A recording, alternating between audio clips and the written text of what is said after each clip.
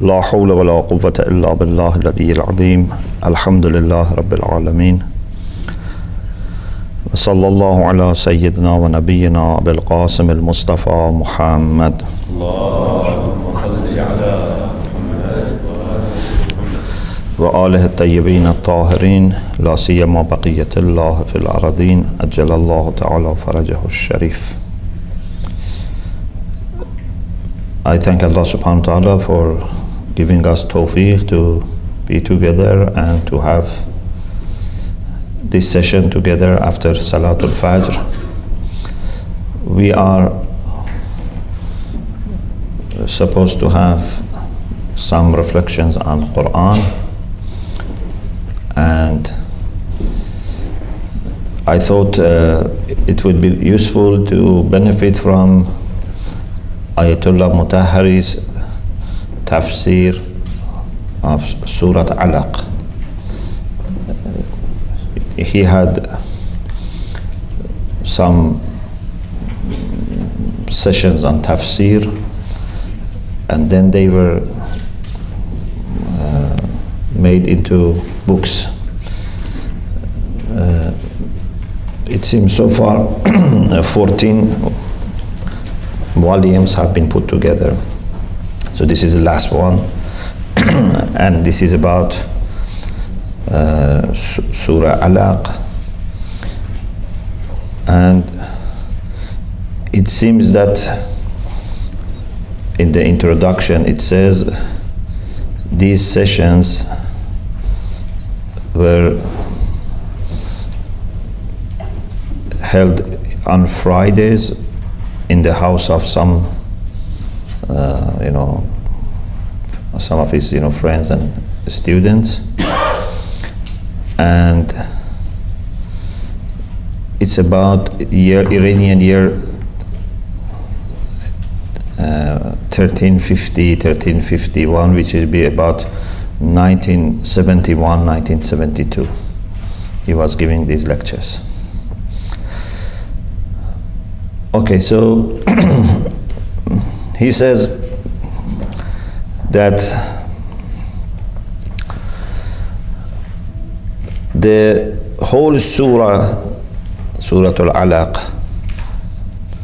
may not have been revealed together, because some of the chapters of the Quran were revealed as a whole together. Some chapters were revealed in different times, and Rasulullah sallallahu alaihi wasallam used to tell that, for example, these verses should be put after those verses in that chapter.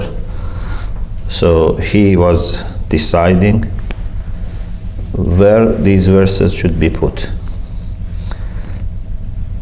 Whether the order of the chapters was also decided by the Prophet or not, that's another issue. Some people say even the order is decided by the Prophet, to have first Surah Hamd, then Surah Baqarah, Surah Al-Imran. Some say maybe not. And Ayatollah Mutahhari also seems that he says there is no enough proof that the order of the chapters also was decided by the Prophet.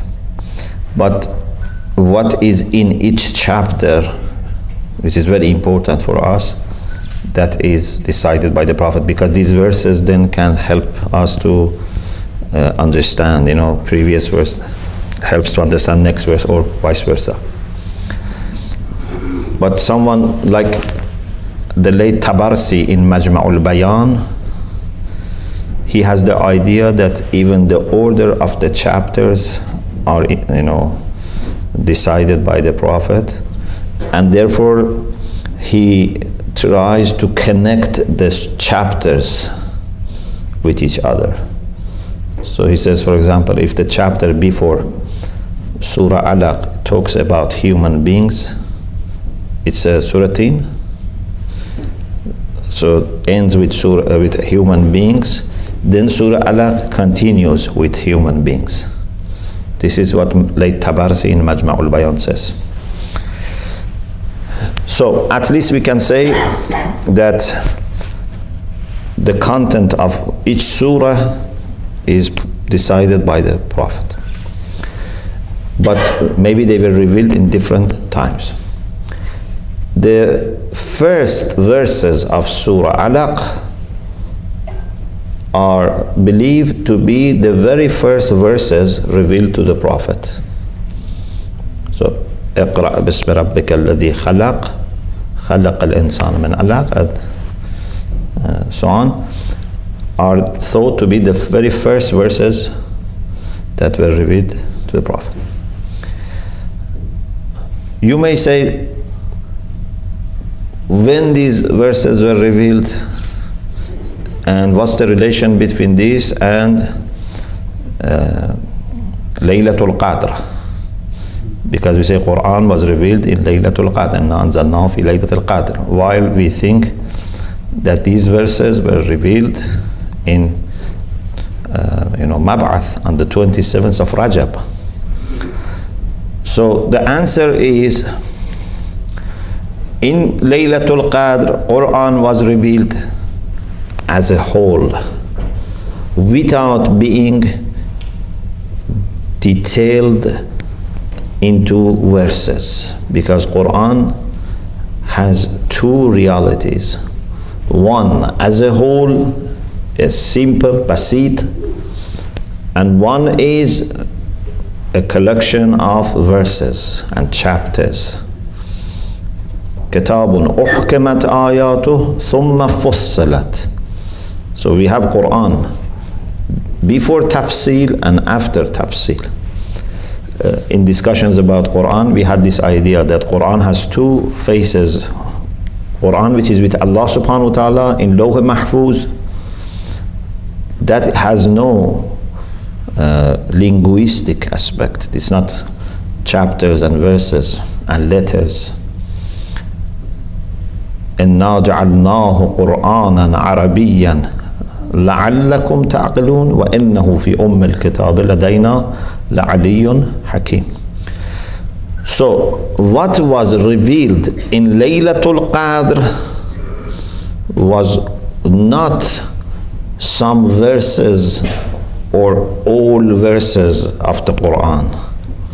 What was revealed in Laylatul Qadr was Quran as a package of light, package of nur, ilm, hikmah. It's difficult for us to understand this in its simplicity. And what was revealed to the Prophet over 23 years were detailed presentations of that simple reality. There is a hadith that Rasulullah says, every year Jibreel used to bring me Quran once, but this year he brought me twice, and this is a sign of my departure from dunya, my death. So in the last year Jibreel brought Quran twice to the Prophet, but as a whole. So these few verses are the first detailed revelation, the first verses that were revealed to the Prophet in Mab'ath, 27th of Rajab. Then Ayatollah Mutahari has a discussion about the condition of the Prophet when he received the first revelation. So he says Rasulullah's life has different stages. When he married Lady Khadija in the age of 25, up to the age of 40, Rasulullah had very special condition. So in these 25 years, he was spending a great amount of his time on contemplation, ibadah, and being alone. These 15 years. And then he explains how Rasulullah used to go to Jabal al-Nur, to the he actually says, we normally say Ghar Hira, or cave of, but he says we don't see any mention of cave in the sources about this. And those who have gone, it's not a cave actually. It's just a place on mountain that some rocks have come and made a little space. It's not like a cave as such. In any case, the reason maybe that Rasulullah loved that place, because at the same time that it was far and there was no one to go and disturb him, but was also able to watch Mecca, because there are different valleys there, but from there you could see the valley in which Kaaba is there. So he wanted to see Mecca, and I think maybe at the same time that he was seeing house of God, he was seeing the condition of people. In Islam, always God and people come together. Yeah, this is very important. You cannot just think about people or think about God. A few days ago, I had a conversation with someone, and I was thinking maybe we can formulate Islamic understanding of spirituality and social life in this way, that our way towards God passes through people, and our way towards people passes through God. So my relation with my friends, neighbors, wife, children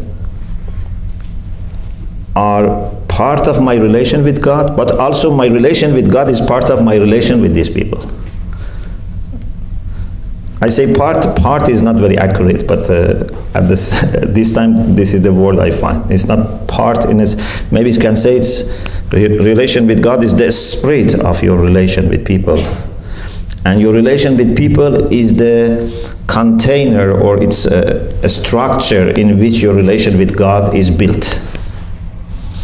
Yeah, if you want to build your relation with God only one-to-one, it's very limited. Being with people creates a big structure.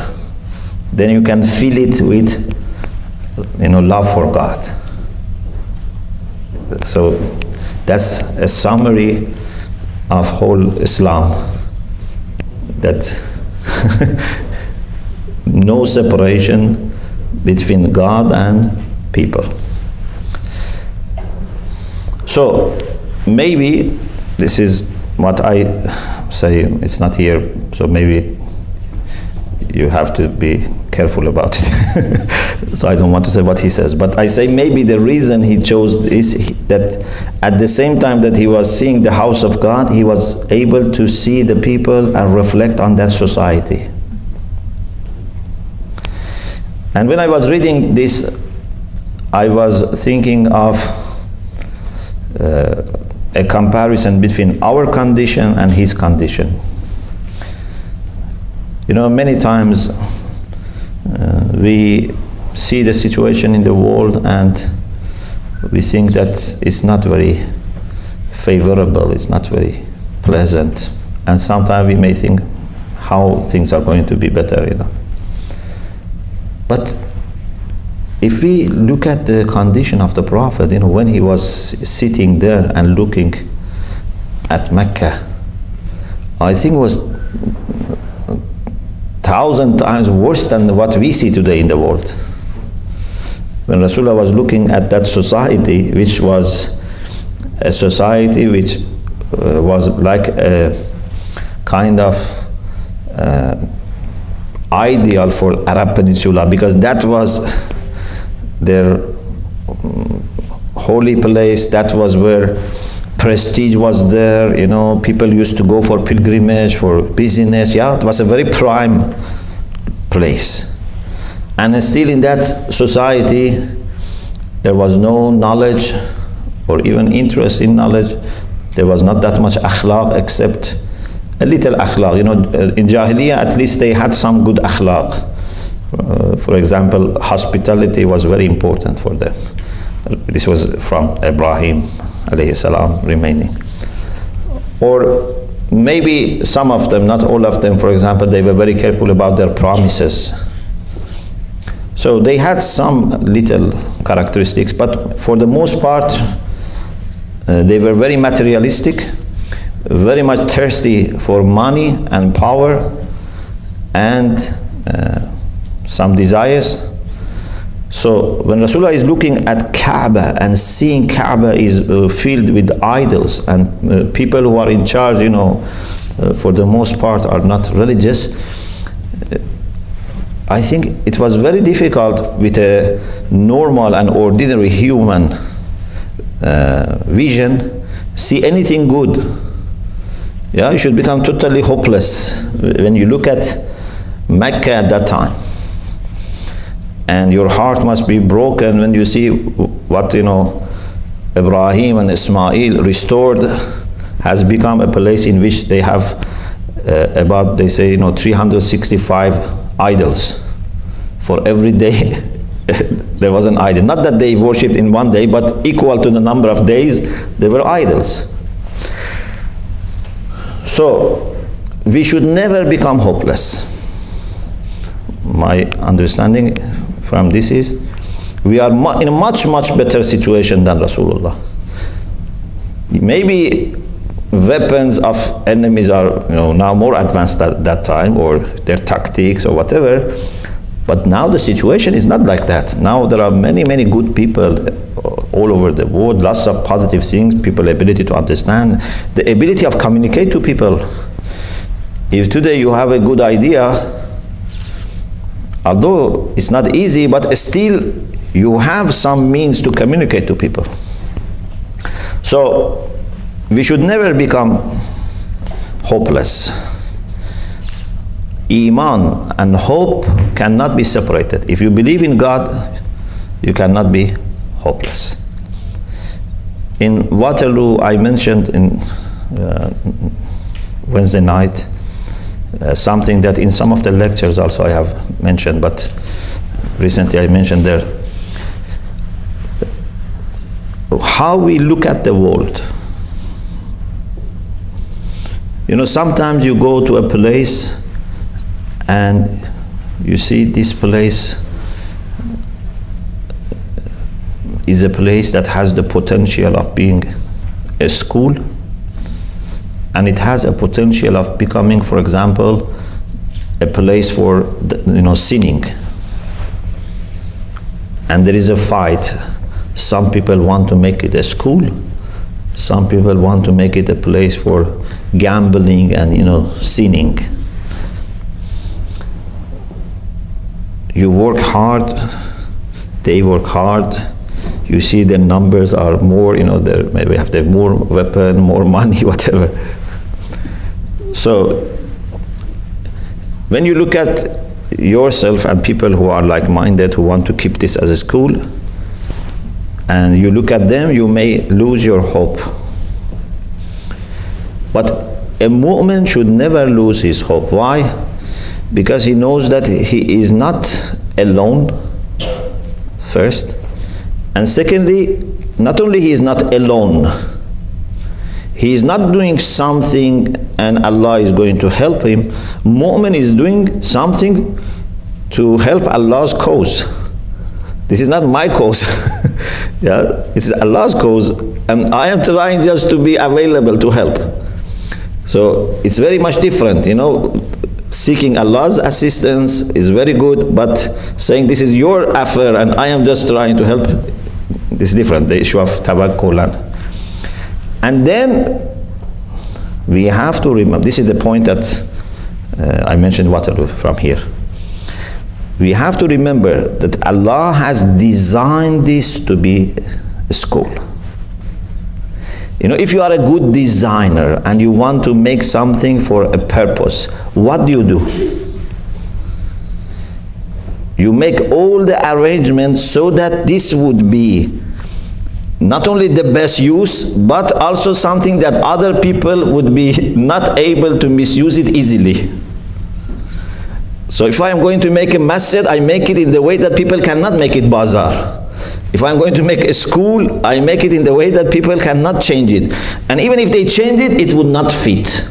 They think they are very clever that made the school into, for example, a place of gambling, but it's not fitting their purpose. So, when the whole world is a place for learning and ibadah, so I look at the world as a school which is also mosque, or a place of worship. When the whole world is made sacred for learning and ibadah, then for people who want to take it away from its main purpose, it's very difficult. For them, it's like they want to carry something heavy to the top of mountain, but we want to keep it as it is. You see the comparison? So you shouldn't only look at your power. You should look that the whole world is made in the way that is at the service of haqq. And those who are working for batil, they are doing very difficult job. But they are clever that they give you the impression or illusion that they have succeeded. And we think they have succeeded, but they never succeed. Batil can never succeed. So we should always know that the whole world is in harmony with the people who are serving God. Okay. So Rasulullah in those 15 years spent great amount of his time there. Ayatollah Mutahari says,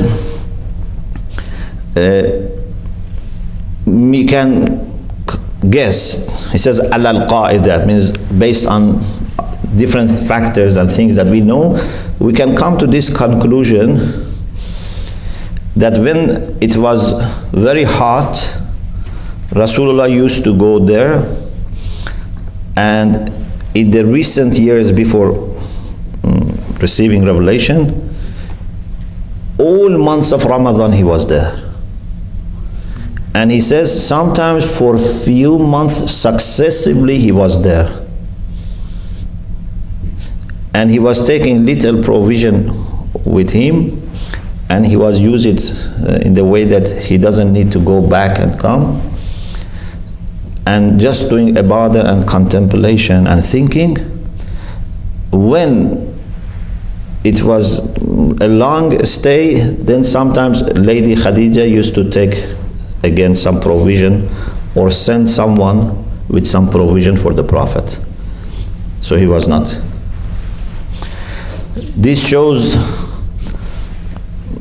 also how understanding was Lady Khadija, because this was not a norm. And she could have said, now I am married, I need a husband, why you are going there leaving me alone? But she was such an understanding lady that she knew whatever Prophet does is for good reason. Also, it is interesting for us that Rasulullah didn't all of a sudden change. Because, in discussion about Isma, we say that according to Shia Islam, a prophet, even before becoming a prophet, should be free from sins and, immoral actions. Because it's not something that all of a sudden you can become a prophet, just you plug in and you become prophet. You have to be prepared. Then Ayatollah Mutahari mentions a terminology, a new term maybe for some of us, and that is called irhasat, with ha, habaz, and sad, irhasat. Ulama use this to refer to some experiences and conditions that the Prophet had before becoming a prophet. Some mystical experiences, some kind of thing that could be signs of becoming prophet. For example, he used to have many dreams. But these dreams were not ordinary dreams that sometimes, we have something in mind and we are worried or concerned, we have a dream of it. Or for example, we have eaten too much in the night, so it makes, when you eat too much, it produces some films.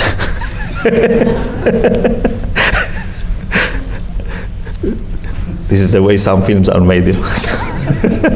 So, this was not like that. Even Ayatollah Mutahari says it was not like dreams that sometimes are true but need interpretation.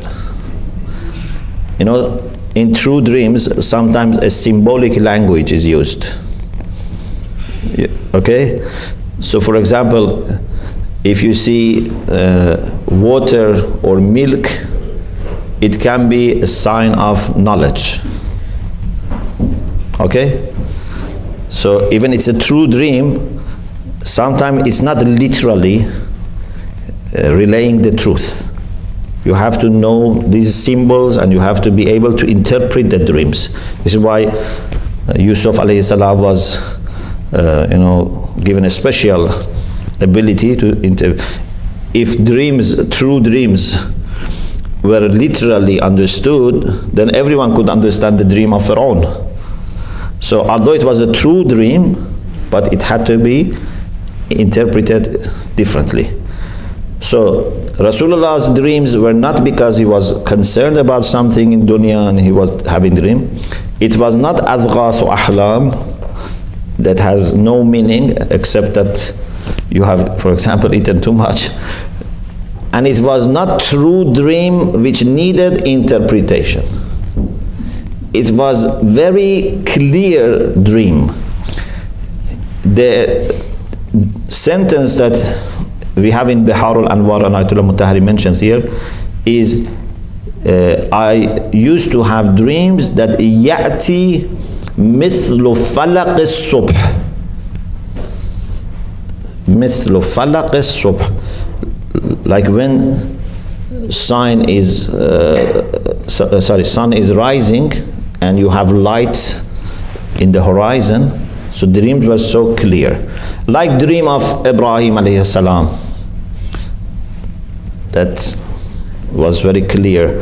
He didn't see even a symbolic true dream. He just saw أني أرى في المنام أني أذبحك. So he saw exactly the same thing. So in those 15 years, after 25 up to 40, Rasulullah used to have lots of experiences like this. Even sometimes he used to hear some, sounds, So the very first time that Jibreel came down to the Prophet was in Hira, and it was in 27th Rajab, and brought these verses starting with Iqra Bismi Rabbika alladhi khalaq. According to some hadith, Rasulullah says that the angel embraced me and squeezed me or pressed me. So it was a like touch of two friends that have not met each other. You really hug each other, and said, Iqra, read. I said, Ma ana biqari, I am not a person who can read. He didn't say la aqra. If he had said la aqra, I don't read, means I don't want to read, or I'm not in a good mood. But he says ma ana biqari, means I'm not able, I'm not a person who can read. Again, he can say pressed me, and squeezed me and said, Iqra. He said, I repeated, Ma ana biqari. And then this repeated. In the fourth time, this is very interesting. After he pressed me, I found there are some like letters of light written in my heart, and I can read. So we have to think, for example, about many things, like why, at the fourth time, so maybe this shows that many times we try something and we don't succeed, but we should not give up. We have to keep trying, and we shouldn't expect, even if something is godly, we shouldn't expect the first time we will succeed. Because sometimes preparations are needed. So even Rasulullah, although he was almost prepared, but still for receiving wahi, the first time that he said read was not enough. These pressures, so Jibreel pressure. But of course, this might not be physical pressure. We look at it as a physical pressure, but he was doing something with the soul of the Prophet to make those things written down in the heart of the Prophet. So this was the process of bringing down to the Prophet the Quran. Quran in Surah Shu'ara says, نَذَلَ بِهِ الرُّوحُ الْأَمِينُ عَلَى قَلْبِكَ لِتَكُونَ مِنَ الْمُنذَرِينَ. So it's brought down by Ar-Ruh al-Amin, the trusted, the honest spirit, but the exact place is qalbik. It's not body of the Prophet, and it's not a mind of the Prophet, it's the heart of the Prophet. Of course, sometimes we use mind as part of the heart, but sometimes we use them separately. So it's heart. لِتَكُونَ مِنَ الْمُنذَرِينَ, so that now you become one of the warners. Now, there is a question here. Why Iqra?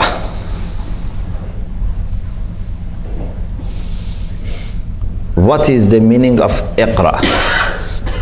And why this word was selected? I think this is taking maybe good time to discuss.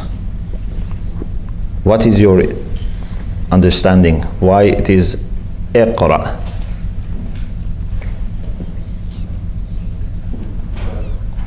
By reading, this is your first step towards acquiring knowledge. So first, what does Iqra mean? Read. Yeah, so what does read require? Something to be written. Yes. So basically, the Quran was the actual miracle. So Iqra, it was like the order to start reading the miracle, which is the Quran. That's going to be the first effect of the Holy Book.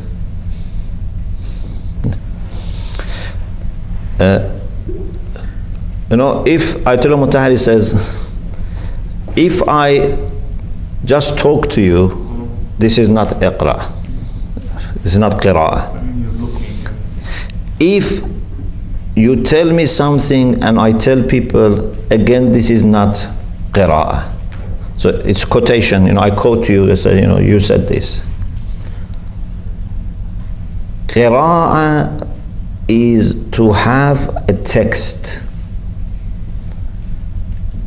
and you narrate what is written, not something just someone said or you want to say. Okay? So, Iqra is to narrate, to communicate, to relay something which is written. Okay? But this does not mean that Rasulullah received a written paper or text, a letter or a book. This means that something was written, but not in the worldly sense necessarily. You know, we say, إِنَّهُ لَقُرْآنٌ كَرِيمٌ فِي كِتَابٍ مَكْنُونٍ.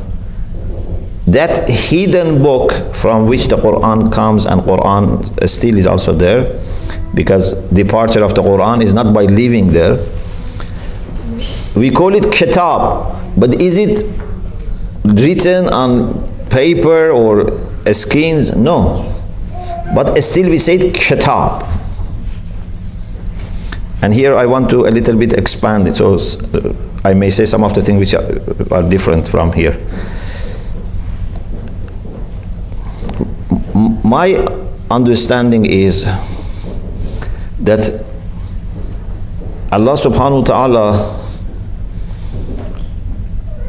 in the Quran has lots of emphasis on two things. I'm not saying there are no other things, but I'm saying two things draw my attention really. One is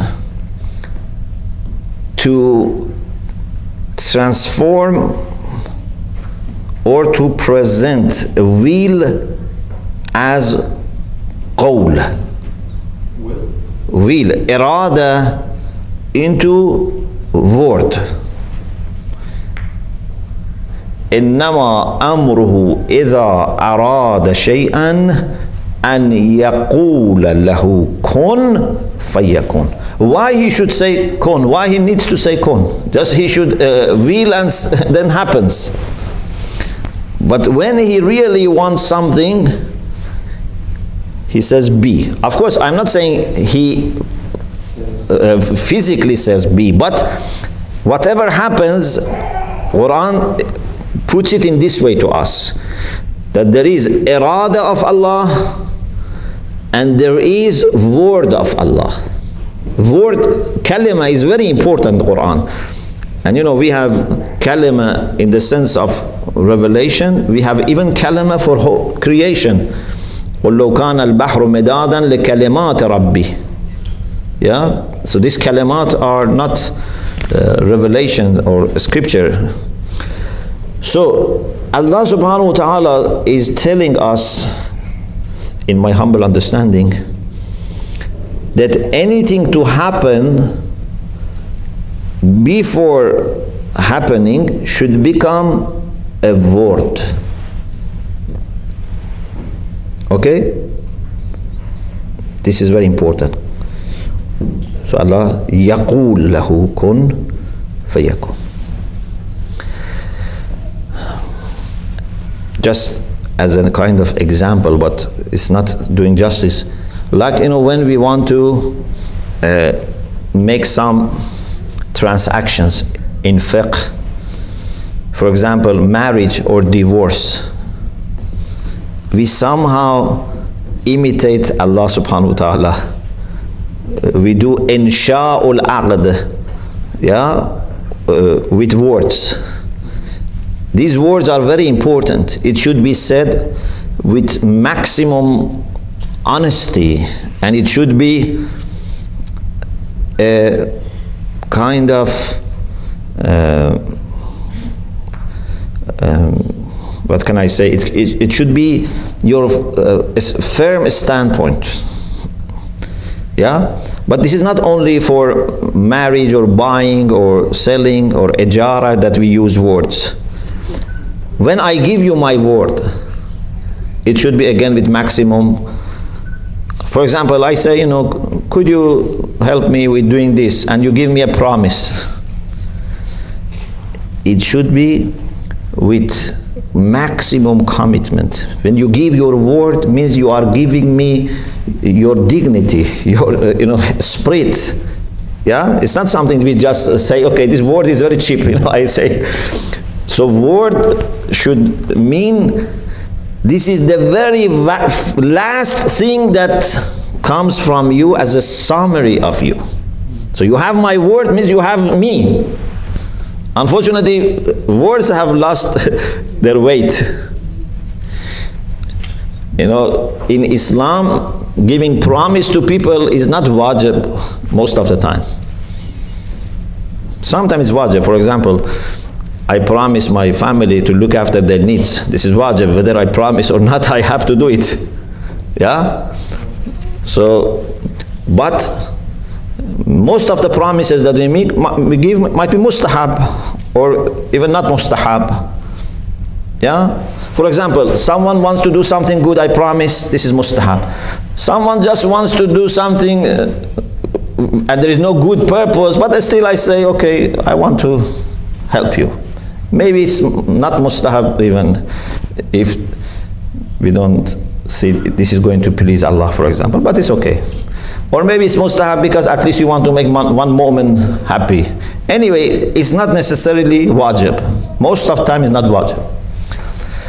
But even these things which are not wajib and may not even be mustahab, when we promise, then it's wajib to keep it.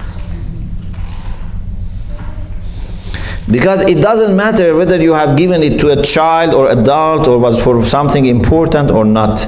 When you give your word, then it means you have given yourself.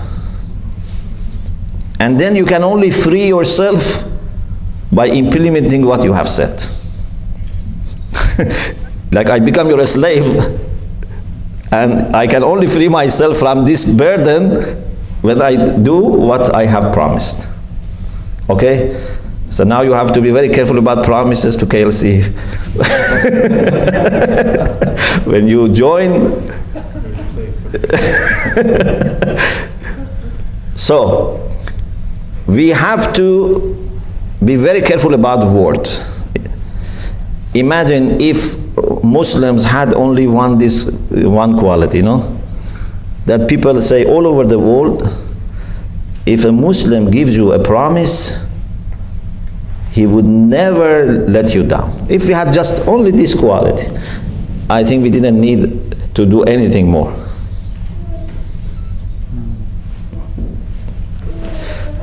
So, Allah subhanahu wa ta'ala, when He wants to say something, it's very, very decisive and it's going to happen, He says, إنما أمره إذا أراد شيئا أن يقول له كن.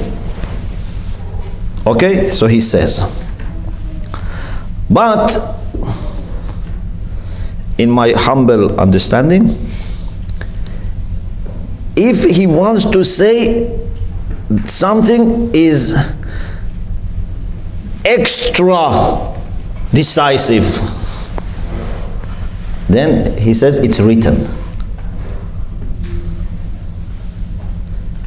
لقد كتبنا في الزبور من بعد الذكر أن الأرض يرثها عبادي الصالحون. Or كتب عليكم الصيام. Or salat kitaban mawquta. So this is said, but it's also written. So it seems to me that this shows that there is no way you can think it's going to change. Even, of course, His word is not going to change, but because these terms have different levels of conveying the meaning, so, and Quran is very, very accurate. So Allah subhanahu wa ta'ala, when He wants to say something, is very, very decisive and fixed, then He says, it's written. maybe you have also this experience.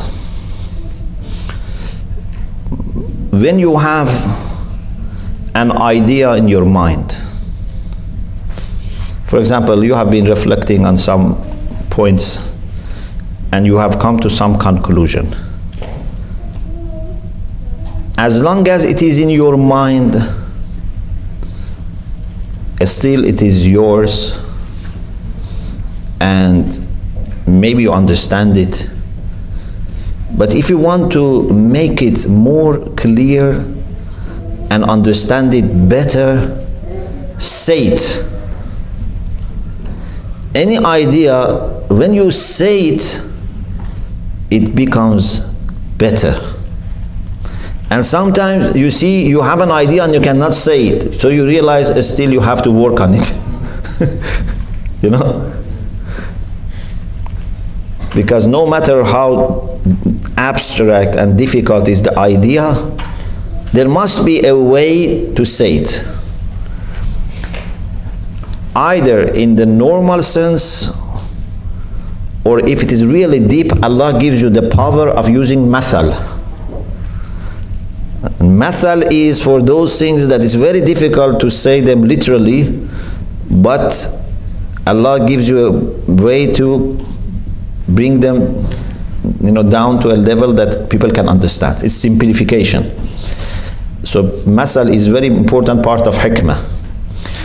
So if you can say it, it means you have understood it better and you can communicate it better, and it settles in you also better. But after saying it, if you manage to write it down, it becomes even better. And when you write something down, it takes you extra energy to write down. I had an experience when it was last year when I was asked by a Scottish Parliament to speak. You remember last year. So they told me I have 4 minutes and 400 words. Okay? So, first of all, what to say, how to say, how much to say, all are there. But when you want to, suppose you made your decision, you know what you want to say, but when you want to put it in words, it's very difficult. And when you want to write it down, what was very interesting for me was, for example, I don't know, first was 1,000 something words, because first you have to write more. You shouldn't write less and expand. You should write more and reduce. Yeah? Because first you have to bring all the important things on the paper and then you can compare them. So I wrote something, I don't know, about 1,000 words, and then I was reading and deleting. Initially it was easy, but it became very difficult. Sometimes I was thinking that I have to, for example, reduce 2 words here, but something is missing. So I thought maybe it's a good practice to write down and then have a limit also. Because if you don't have limit, you say everything. Put a limit for yourself, and then you would see how every word becomes significant. Because reaches the point that you see, I cannot delete this word. If I delete this word, the whole concept will be missed. So writing down is a great experience. And even I heard, I am not very much, I didn't follow up, but maybe some of you know this. There was a presentation someone had when I went to US a few years ago. I was in a Mennonite church in Akron. and a lady who had suffered tragedy because her husband, I think while they were for some missionary work or charity work, the husband had accident and died, and she had a young child, and she was very sad. Then after that, she worked on psychological, like therapy, and she said something. I didn't follow up that much. I was been thinking, but I didn't read about it. But maybe some of you know, you can share with us. That one doctor said, write down in few words your problem. But in the minimum words, what is your problem? And think about it. And if you are sure that's the problem, write it down and put it somewhere. Then your problem goes away. I don't know, have you heard this? That if you write down your problem in the minimum words, there is nothing extra. So all your problem then becomes, this is my explanation, she didn't explain, but maybe it's like this. When you manage to bring all your problem into few words, then rest of your mind becomes free. Then you see, it's not that everything is, problematic. So you first empty rest of your mind, and second, you distance problem from yourself by looking at the problem. When the problem is written and it's not in the mind, it psychologically gives you the impression that problem is outside me, not inside me. Actually, most of our problems, if we don't give enough attention to them, becomes outside, because we bring problems and suffer. For example, of course, this is I hope it's not misunderstood, but suppose we lose a very dear one. It's very sad, very, very sad. But how much this is going to sadden you, it's partly on you, partly on the musibah. Yeah? You can make musibah greater than it is, you can make it less than it is, you can keep it as it is supposed to be. It's very much up to us also. I can day and night think about this and become depressed. Or I can ignore it completely, which is not good. But I have to have a wise way of keeping this musibah remembered, but not too much, keeping me away from my duties. So, maybe by writing down, and especially writing down in this careful way, not when you write tens of pages,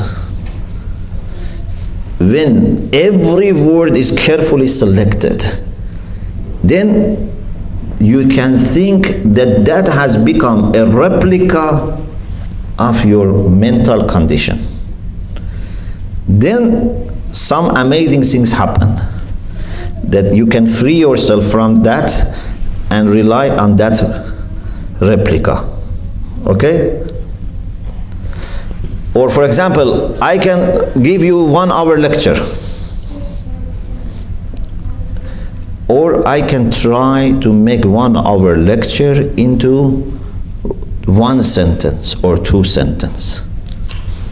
Or at least I give 1 hour lecture, but at the end I say 2 sentences, I say remember these 2 sentences. It's very much different than just saying 1 hour lecture. One of the, I think, reasons people are very moved by poem is because in poem, words are very carefully selected, and if you change the order or the words, it would not become poem. Therefore, this remains in the mind. You take it seriously. Because someone not only thought about the idea, very much thought about the presentation, and then the presentation remains. You know, it's like, for example, if you bring all different types of food and just put it there, it may not be as effective as you bring less food, but put it in a very special design. The design remains. Anyway, Allah subhanahu wa ta'ala in the Quran has a qawl, hadith, this type of thing, and also has kitaba, writing down. So Allah said to the Prophet, Iqra, read. It's not even recite, because recite is tilawa. Iqra. There is something written and you should read that. What is written? The concept is there, but it was written in the heart of the Prophet as words. Okay? So, if you look at Lawh Mahfuz, there is no letters, but that concept is brought down to the heart as letters. So the Prophet is looking at his heart and reading those letters. Inshallah, mu'mineen in heaven should be able to do this. We had this discussion. When mu'min goes to heaven, he will be told, Iqra warqa, or Iqra was'at. Read and rise. Yeah? And adadu daraj al-jannah, adadu ayah al-Quran. So depending how much you read the Quran, you will rise. But how are you going to read? You cannot have a Quran with you and say, I'm going to read, I am very good, reciter and I will read. Or I have hafiz. No. My understanding is, you look at yourself and depending how much you have absorbed Quran, you read. Indeed, you don't need even to read. It becomes introduce yourself. So, by introducing yourself, they will realize how much you have implemented the Quran. So, Rasulullah was looking at his heart, not physical heart, of course, and finding words of Quran written by light.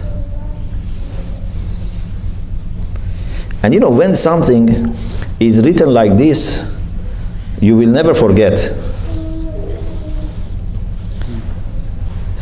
When certain events happen and mix with your emotions, you will never forget. Yeah? One person was saying this, it might be true. I see some point in it. For example, sisters normally have better memories than men.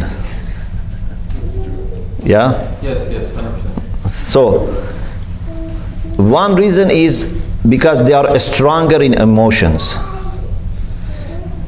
So, when something happens, it's not only a kind of information or idea in the mind, it's marking their emotions.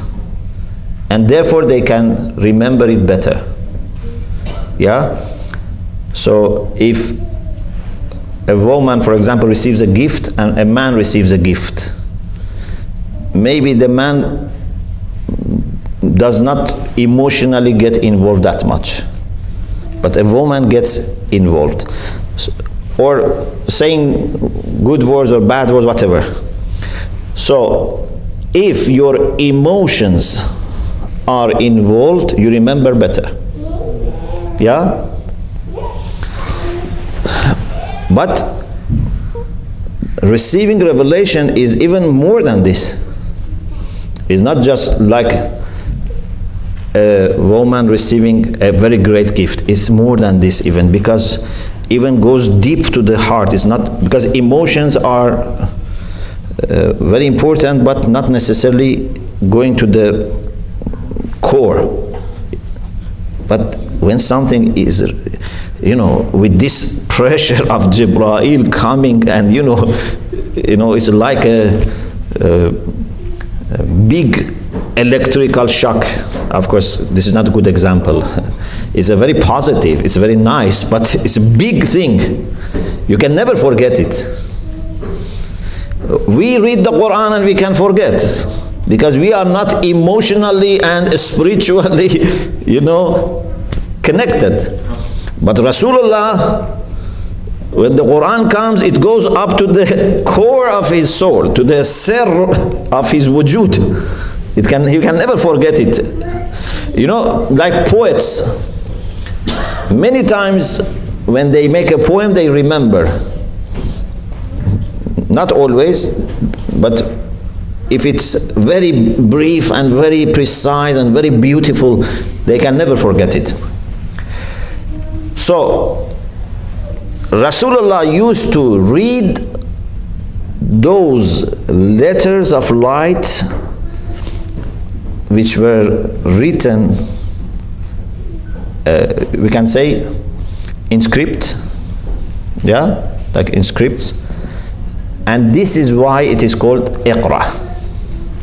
It doesn't need to be a paper in front of the Prophet and say, read this. Okay? And I think this also explains why Jibreel asked him to read when there was nothing in front of the Prophet, because the Prophet could say, what should I read? Yeah. So he asked him to read because he wanted to see whether Prophet is perhaps able to read something or not. And he tried and he tried, because the permission should come from Allah subhanahu wa ta'ala. And then Rasulullah started reading. Okay, I stop here. Inshallah, we can continue tomorrow. Alhamdulillah Rabbil Alamin. Allahumma salli ala Muhammad wa ali Muhammad.